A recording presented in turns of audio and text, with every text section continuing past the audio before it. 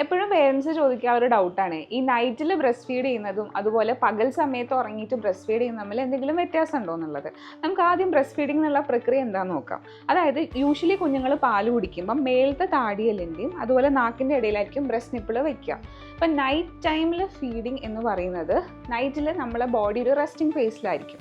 അപ്പോൾ കുഞ്ഞ് ചിലപ്പോൾ ഒരു 7 മണിക്കൂർ അല്ലെങ്കിൽ 8 മണിക്കൂർ നൈറ്റിൽ കണ്ടിന്യൂസ് ആയിട്ട് ഉറങ്ങും. അപ്പോൾ ഈ പാൽ എന്ത് പറ്റുമെന്ന് വെച്ചാൽ നമ്മളെ മേലത്തെ താടിയലിൻ്റെയും അതുപോലെ നാക്കിൻ്റെ ഇടയിലും അത്രയും ടൈമിൽ സ്റ്റക്കായിട്ടിരിക്കും. പക്ഷേ ഡേ ടൈമിൽ എങ്ങനെ ആയിരിക്കും, കുഞ്ഞൊരു 1 മണിക്കൂർ അല്ലെങ്കിൽ 2 മണിക്കൂർ ഒരു കുട്ടി നാപ്സ് ആയിരിക്കും എടുക്കുക. അപ്പോൾ അത് കഴിഞ്ഞിട്ട് പാല് കുടിച്ച് കിടന്നുറങ്ങിയാലും കുഞ്ഞ് എണീക്കുന്നുണ്ട്, കളിക്കുന്നുണ്ട്, ഭക്ഷണം കഴിക്കുന്നുണ്ട്, വെള്ളം കുടിക്കുന്നുണ്ട്. അപ്പോൾ ആ പാല് ഈ പല്ലിൻ്റെയും നാക്കിൻ്റെ ഇടയ്ക്ക് സ്റ്റക്കാവുന്ന ടൈം പീരീഡ് കുറവാണ്.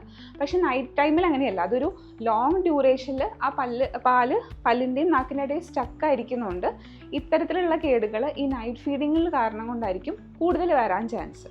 അപ്പോൾ യൂഷ്വലി നമ്മൾ എപ്പോഴും പറയുന്നത് ഒരു 1 ഇയർ, അതായത് ഒരു 1 ഇയർ ഏജ് വരെ നൈറ്റ് ഫീഡിങ് ഓക്കെയാണ്. അത് കഴിയുമ്പോൾ നമ്മളിത് കുറയ്ക്കണം എന്നാണ് പറയുന്നത്.